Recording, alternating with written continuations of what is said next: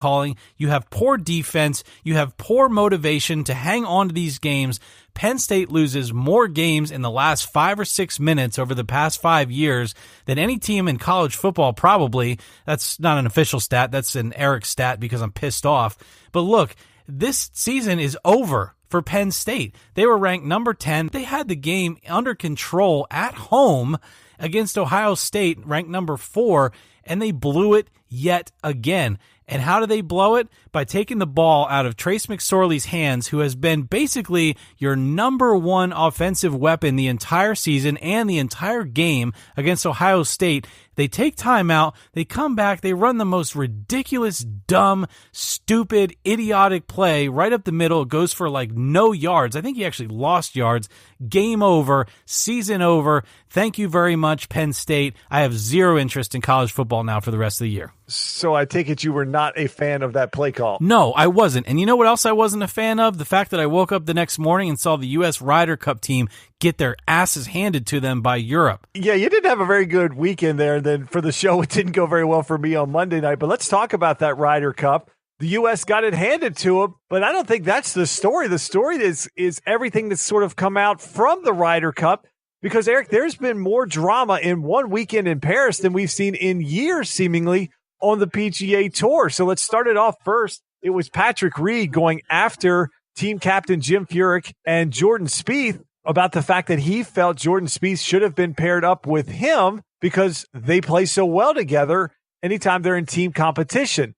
Then it was reported that Spieth asked out because he doesn't like Patrick Reed. Then it was reported that Patrick Reed is full of it, that he begged Jim Furyk to be paired with Tiger Woods.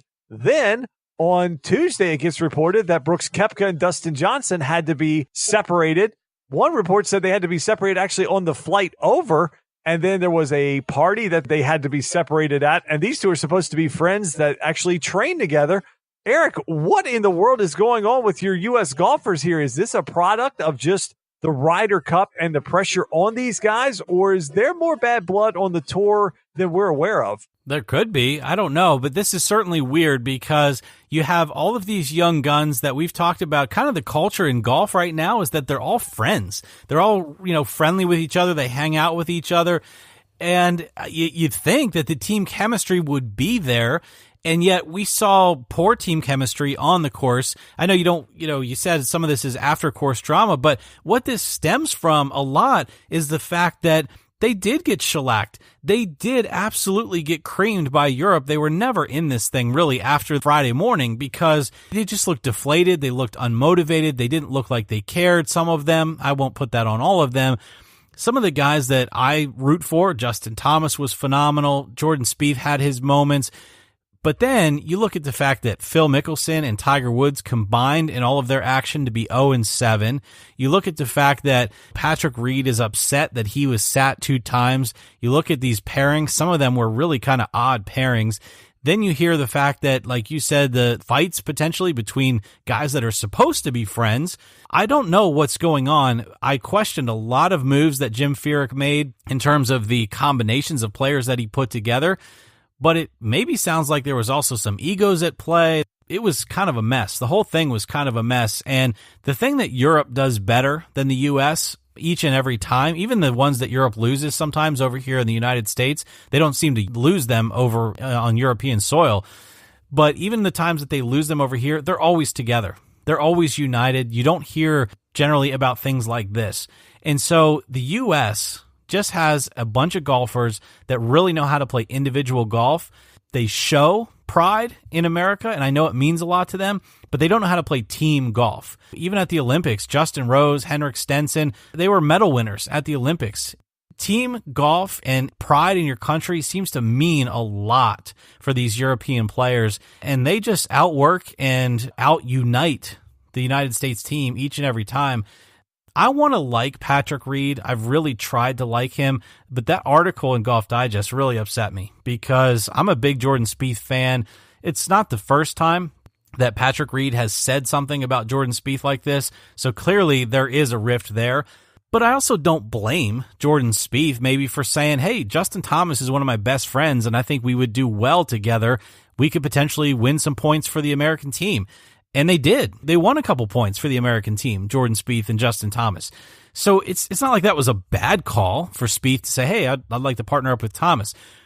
It's very well rumored that Patrick Reed has almost no friends on the tour. It's also well written about that his family and him don't even get along.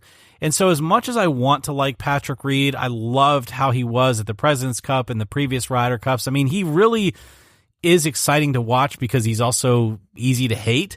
And I think that's really kind of who Patrick Reed is, unfortunately. But this mess of Woods and Mickelson not winning any matches, this mess of potentially something going on with Koepka and DJ, this whole thing was doomed from the start. Well, look, I don't have a lot to add, but it's not bad for golf to have a guy like Patrick Reed. Just have a guy that's a villain, a guy that stirs the pot. And it's also not bad for golf to have some rivalries build between guys like Koepka and DJ, that not everybody's got to get along. Yes, there's a mutual admiration, but look, all these guys have egos. They all want to win tournaments. They all want to be guys that are winning majors. And when they see other guys around them that are their friends that keep winning and beating them, at some point, Eric, as a competitor, that has to bother you. That has to get to you. These guys are on tour together so many weeks out of the year. There's got to be little things that irk you. And then when you put them in a situation where egos are involved, where they're getting beaten, we talk about with the NFL all the time, winning covers up a lot, losing exposes a lot. And I think that's just what you saw where they got beat so bad. A lot of stuff came out and egos were hurt. People were mad and people start talking. And guys like Patrick Reed, they don't care if they get a lot of friends. They're just going to get their story out there. And if it pisses somebody off, it pisses them off. So, Eric, let's finish it up with the Roval because we thought some feelings could get hurt. And this race on Sunday, this was the elimination race for the first round of the playoffs for NASCAR. So they went from 16 drivers to 12. So 4 guys were eliminated on Sunday. And there was a surprise elimination in Jimmy Johnson, which maybe shouldn't have happened with 1 lap to go through carnage that took place throughout this race in the last stage. Jimmy Johnson found himself running in second place with 1 lap to go, 7 points to the good, easily advancing if he just runs second. But Jimmy Johnson did not seem to be happy and content running second. He chased leader Martin Truex Jr. down, and coming into the last few turns, he locked him up, wheel hopped it, spun through the chicane, and in the process of spinning, he took out Martin Truex Jr. as well. He then had to get the car righted, come to a stop. And it was all said and done. Jimmy Johnson had lost enough points where he did not advance to the second round. So I got to ask you, Eric, should Jimmy Johnson have gone for the win, or should he have just stayed in second and advanced to the next round of the NASCAR playoffs? Well, Justin, I am going to answer your question, but I first must say this was one of the most intriguing races I've seen all year easily, and maybe in my entire life. The speeds weren't always high. The drama was there, though. The passing was good. You had to set guys up. You had to look around the track to find out where you were going to make your move. This was racing in the form of not just who can get out in clean air and stay out in front the longest. This was racing in the sense that you got to turn left, you got to turn right, you got to break into a corner, you've got to accelerate out of the turns, you've got to calculate your way around the track. I absolutely loved it. And so Charlotte Roval, I better see it again. And any of the other super speedways or even speedways, these tracks that are 1.5 miles or longer, if there's any way that they can put these Roval designs, so to speak, in their infield, I'm all for it. This is a potential way for NASCAR to become a little bit different and a little bit more exciting. Now, with that being said, what Jimmy Johnson did was awesome, but it was really, really bad timing. This was everything you hope to see out of NASCAR in the sense that if this was like week 6, I would have zero issue with it at all. We want to see drivers who will put the pedal on the floor and do everything they can to win races. Think about some of the races we saw earlier on in the year, some of the great battles, some of the rim riding and wall scraping and wide open through the turns, crazy stuff to get that win. It's great that we have drivers willing to do that. I can't fault Jimmy at all. for wanting to go for the win, but his timing was awful because he could have followed Martin Truex Jr. through those remaining turns, crossed the finish line, and had enough points to advance to the next stage of the playoffs. Unfortunately, as it turned out, he wrecked into Martin Truex Jr. Blaney goes on to win the race, a very popular win. I'm a big Ryan Blaney fan. That was cool to see. And then Kyle Larson, in one of the most amazing things I've ever seen, limps a car around that probably couldn't get out of the driveway when he was done, somehow crashes and bangs his way. And I mean literally, folks, if you haven't watched the replay, watch Kyle Larson's last lap. It was unbelievable. He limped a car around that couldn't turn. And so he was using the outside walls to turn his car. It was incredible. He got one position he needed, gained the point that he needed, and Jimmy Johnson was out. So that wasn't a crazy turn of events. I love what Jimmy did, but Justin, my point on it is that it was just terrible timing. Yeah, I think that's the thing. If this is a non-playoff race, and even if this is maybe in a non-elimination playoff race, you have no problem with what Jimmy Johnson did. But some of this, too, goes on his crew and on his team and on Chad Knaus and even his spotter.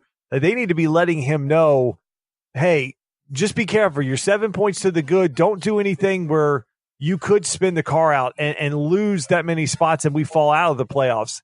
I think if he had to do over again, he probably would have tried to go into that first part of that chicane a little bit easier and then maybe try to get Truex on that last corner where he could have roughed him up, got underneath of him, even made contact with him where he wouldn't have spun himself out. I know he just went in there too hot, locked him up and wheel hopped.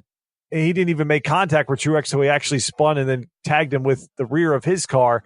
Like you said, it's just bad timing. And for a guy that's got 7 titles, trying to get a record 8, you kind of forfeited the war to try to win a battle. And I think at that moment, as bad a season as they've had, 15th in the points, really struggling, looked at times like they just weren't even on the map with half the field, to have a chance to have advanced and that the Chevys are starting to run better. We've seen better speed out of even Hendrick Motorsports, and even RCR has had some speed in their cars.